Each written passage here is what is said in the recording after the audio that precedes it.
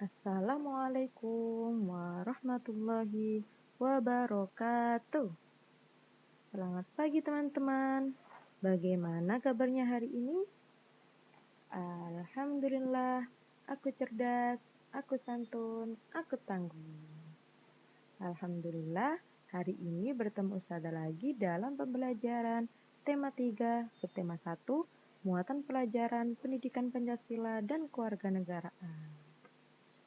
Nah, sebelum pembelajaran hari ini kita mulai, anak-anak harus menyiapkan buku dan alat tulisnya terlebih dahulu untuk mencatat materi yang Ustazah berikan. Oke, kita simak baik-baik ya materinya. Nah, sebelum Ustazah menyampaikan materi, di sini Ustazah akan menyampaikan tujuan pembelajaran hari ini. Tujuan yang pertama yaitu kalian mampu mengetahui arti penting melakukan musyawarah. Kemudian tujuan yang kedua yaitu kalian mampu memahami pentingnya sikap saling menghargai dalam kegiatan musyawarah. Nah, dari tujuan pembelajaran yang Ustazah berikan tadi, anak-anak pasti tahu dong hari ini kita akan belajar apa?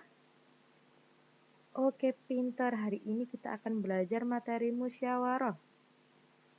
Nah, siapa ya di sini yang tahu apa sih musyawarah itu?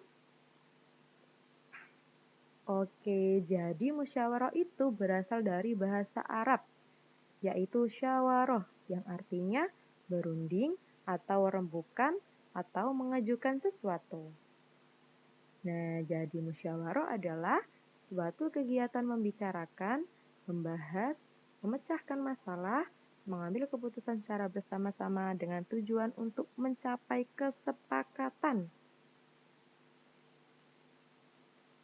Dalam sebuah musyawarah itu akan menghasilkan sebuah keputusan yang nantinya keputusan itu harus disepakati dan dijalankan dengan penuh tanggung jawab oleh seluruh anggota musyawarah. Gitu ya teman-teman. Nah, selanjutnya, siapa ya di sini yang tahu tujuan diadakannya musyawarah itu?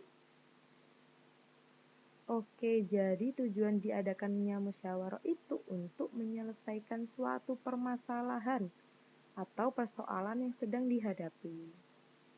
Tujuan selanjutnya yaitu setelah menyelesaikan masalah akan ditemukan kesepakatan bersama mengenai cara memecahkan permasalahan tersebut. Begitu ya teman-teman. Nah, selanjutnya kita akan belajar manfaat dan fungsi musyawarah. Manfaat dan fungsi musyawarah di sini yaitu untuk mengajarkan kepada semua anggota tentang nilai-nilai keadilan dan kebersamaan serta untuk mengambil keputusan yang seadil-adilnya demi kepentingan bersama, demi kepentingan semua anggota musyawarah.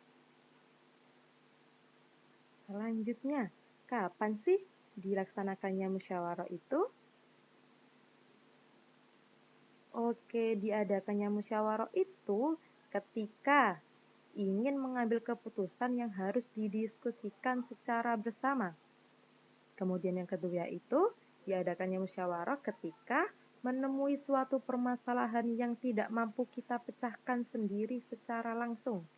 Jadi, untuk memecahkan suatu masalah itu harus didiskusikan secara bersama-sama. Nah, dalam musyawarah, semua anggota musyawarah itu berhak untuk menyampaikan pendapatnya. Nah, bagaimana ya cara kita menyampaikan pendapat? Oke, cara kita menyampaikan pendapat itu yang pertama, pikirkan dulu apa yang nantinya akan kita sampaikan. Kemudian, meminta izin untuk menyampaikan pendapat. Jadi kalau menyampaikan pendapat itu harus meminta izin dulu. Nggak boleh langsung menyampaikan pendapatnya. Oke, cara menyampaikan pendapatnya itu harus dilakukan dengan bahasa yang baik, dengan bahasa yang sopan. Selanjutnya, kita harus berlapang dada jika pendapat kita tidak diterima. Selanjutnya, menerima dan ikut melaksanakan hasil keputusan. Begitu ya cara-cara kita menyampaikan pendapat.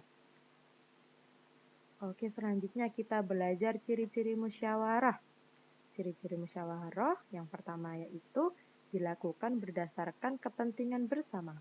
Kemudian yang kedua yaitu hasil keputusan musyawarah bisa diterima oleh seluruh peserta musyawarah.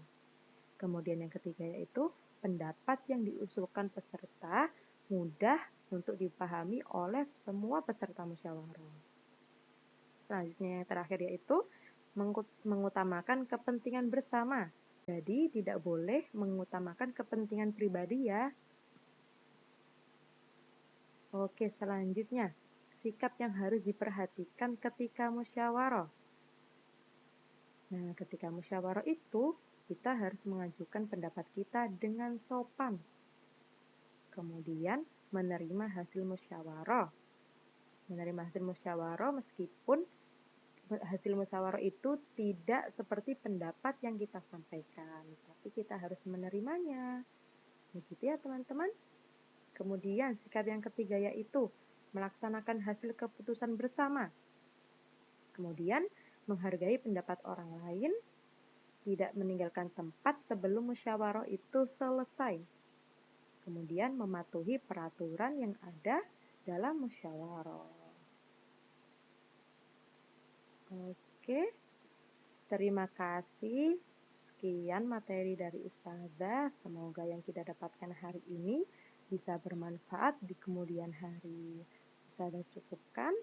Assalamualaikum warahmatullahi wabarakatuh.